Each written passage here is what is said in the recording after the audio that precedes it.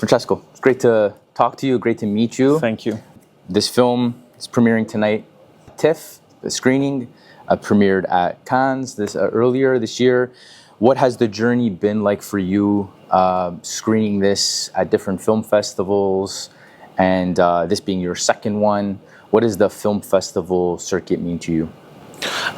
For me, it means everything. Actually, my first film, Other Cannibals, just came out on festival, so it never went to theater because it was a super small project from my film school. So film festival gave me everything because I could reach an audience just through festival at the beginning. Then with my short film, I've been to Cannes the first time at the Cannes, and it opened up like a journey of more than 100 festivals. And now with this film, Cannes has been already like a super boost for the film. And actually I'm starting my broader festival journey now. So I'm very curious about different audiences, frankly. Wonderful, wonderful. Yeah. This film is about a lot of things, but it comes together very beautifully. It's a road trip drama, three gentlemen, two older men, one younger man on a road trip together, and it's about time, it's about aging, it's about memory. How did you come up with the story, and how did you come up with the script to incorporate these different age gaps, the generations? So there were two different paths actually. So first I came up with the story, but it's a very simple outline. Like it's just going for the last drink, and I found that to be pretty funny to have as a plot the fact that you go just for the last drink and it's not the last, and you have a last one and last one and last one.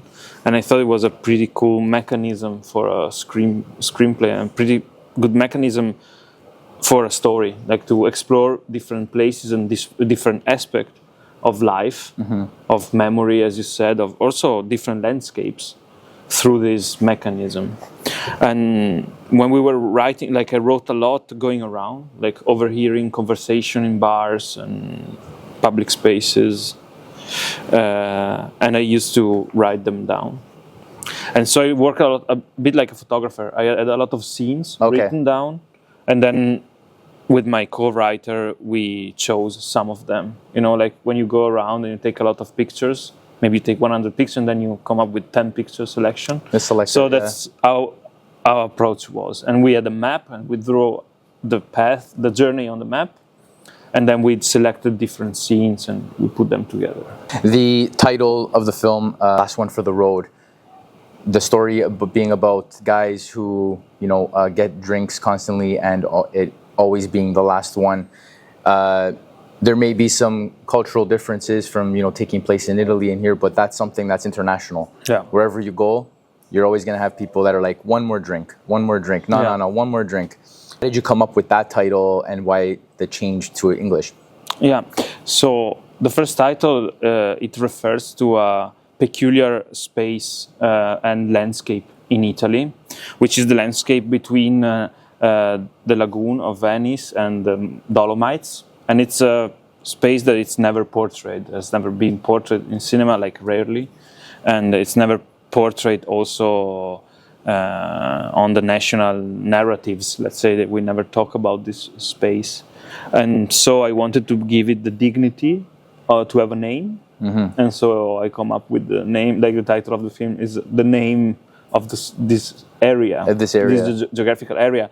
But as you said, this is a very local. It's a title more for an Italian audience that can understand the catch of this name. And so actually my producer Marta Donzelli came out with the idea of calling it The Last One for the Road for international audiences to highlight the more universal aspect of the story. That makes sense. They have two different names. It's typical of Italian films to have especially film from the 70s. Oh, okay. They have different names. Like if I think about Il Sorpasso, which is a Dino Risi film, it's called Easy Life for international audiences, and they mean two different things. So yeah, we're used to that in a way. It's a common process. Speaking of old films, are there any that directly reference in this film old Italian films, any that you yourself either are fan of or were inspired by, or any directors from that era that inspire your work? Yeah, I'm a huge fan of Italian film from the 60s and 70s. And so for this film, I got hugely inspired by Dino Risi and in general by Commedia all'italiana, which is a genre, a very broad genre from the 60s. And so, I mean, Il Sorpasso is basically directly referred to in the film. So this story of different kind of people meeting for a journey, for a road trip. And also, I love Marco Ferreri, which is a huge reference for me. Like La Grand Boeuf is a huge reference for me. This idea of excess, of only through excess to feel like you're living. I think it's something that interests me a lot. So, and Marco Ferreri, of course, is the main reference for this kind of feeling. You shot this on analog, correct? As opposed to digital. Was that also to reference the era, or was it more creative choice? No, it's for me. It's not a choice. It's how I want to shoot always. So I shoot Super 16 millimeter, which is a wonderful format. That back in the days was not even used for cinema. Like it was used more for low-budget documentaries. So 35 millimeter was more common, and now it's easier to shoot Super 16 millimeter. Like it's cheaper, and but it's not a choice for reference that time. It's more a choice of how you want to tell a story. I feel that when you're in the dark, like in cinema, in a theater, and it opens the image and it's an analog image, you have an immediate physical response to that. And you know someone is telling you a story. And it's a story like when you sit in a bar and someone sits next to you and say, let me tell you a story. And it's this first feeling when you see a film shot on film. And it's for me, it's the way I want to tell stories, so it's not even a choice. It's just... it is what it is. Exactly. Speaking of stories, the characters in the movie have lots of stories to tell. It's part of their personality to just constantly reference things that happened in the past. And I'm curious if anything in the film is autobiographical, any stories that were included in the film are autobiographical, from like stories from your youth, growing up, college. It's like everything is something I either heard or either I imagine. Like I don't believe in autobiography, frankly, because I think that autobiography, it is itself a form of imagining something. Like you imagine yourself in a situation and you call it memory. And I wanted to have this feeling in a way. So maybe something is autobiographical, but I don't know. Like it's difficult. Like my short film called The Birthday Party, I thought it was autobiographical because it was the story of a birthday party of a friend of mine in school where something very eerie happened. I thought it was autobiographical, but when I watch it now, I know it's just an imagination. Like I imagine myself in a situation, so...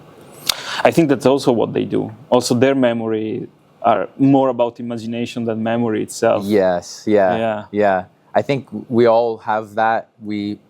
Over time, our memories morph the story. They change the story over time. It constantly changes to make ourselves either feel better about it or make it feel like it was grander than it was. And their stories in the movie feel that way. When they tell them, they definitely weren't. They're embellished and made to make it look like they had a much better time when they were growing up. But isn't it always like this? It's always when we tell our stories. When we tell our stories, you're either like the main character. I mean, you're always the main character, like the battered hero that. Or the unsung hero of someone else's story, but you're always the center of the story in a way. Exactly. the film also deals with referencing the past and future because you have different characters from different generations. I really like that dynamic.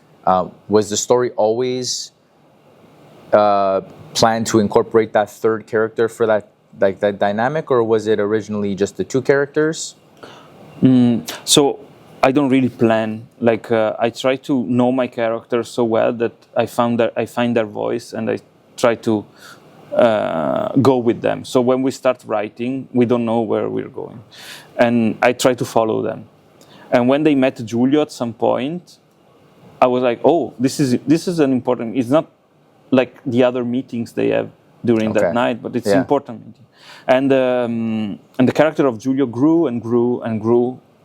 So it became a much bigger character. Yes, and also I was lucky enough to cast Filippo Scotti, the actor who plays Giulio. And with him, I felt a deep connection, and I realized he was the protagonist of the film, like that I was more into that feeling. And so also when I was shooting, it grew more and more, and it is now like this. And for me, it was important to have this generation difference, to have like counterbalance between the. So you have like two older local people and a young foreigner in that area is like an alien, like coming to a new landscape and observing it. For me, it was very important to give the audience also this hook, to have someone they can go through this story and have a different perspective on the story. Nice. Yeah. Speaking of growing yourself, this is now your second feature film. How have you seen yourself grow from over the years, making two feature films? How have you grown from your first feature to your second feature? So if I would see myself as the hero of the story, I would say yes from outside. But since I see it from inside, the fact is that I try to venture in every film magnificently unprepared, let's say. So I don't know, like the feeling I constantly have is like, oh God, I don't know how to do a movie. I don't know how to do this. I don't know how to direct actors. I don't know how to write. And this feeling of not knowing is what I carry with me. So I don't feel like a growth. I don't know. I feel it's more like each film is a venture into something new, and I don't know. I'm unprepared for that every time, and I try to prepare myself while I'm doing it. And I try to get surprised by by the film I'm doing. And I really like to explore. So every film is an exploration of a different landscape for me, like the same landscape but from different point of view, maybe. So the locations in the film, I really enjoy. Having traveled to Italy and seeing, the beautiful locations, the romanticized locations, the ones that tourists go see, but living there locally, you see every part of Italy. So when it came to shooting, finding locations, you have more of your local Italy as opposed to the tourist Italy. Was that a creative choice to show what you feel is like Italy, that landscape, as opposed to the big touristy areas? So I'll give you an example of this. If the typical, so my region is the region of Venice. So it's very famous. It's the region in Europe with most tourists. In Venice alone come like 27 million people a year. So there is a strong tourist image of my area. And the typical image is Venice and behind the Dolomites. It's like this. But I wanted to watch it from the other side and see what's between these mountains and this city. There is this huge plain with these cities scattered all around, with this crazy urbanization and diffusion of houses, warehouses, small center, abandoned villas, and so on. So I know this landscape very well because I live there. And I ask myself, why it's not portrayed? And the thing is, it's not portrait because there is no utility in portraying it. Because, exactly. There is no tourism. Yeah. So we live on tourism and we just portray what we like. So Venice and the Dolomites. And you show everyone the touristy areas typically in film. But also in my film, Venice, it's not the Venice of tourism. It's like a minor, shadowy Venice of students, bars, and like what you feel when I feel when I'm in Venice. Exactly. And not, San Mark Square or Rialto Bridge. And I got that when I was watching the film. It made me feel like living like a local. Which is what I felt like you were going for. I appreciate that. Thank you so much. Thank you so much. Wonderful. Your film premieres screens tonight at Toronto International Film Festival. Last question: have you been to Toronto before? No. This is your first time. Yeah. How do you like it? I loved it, especially since I'm jet lagged.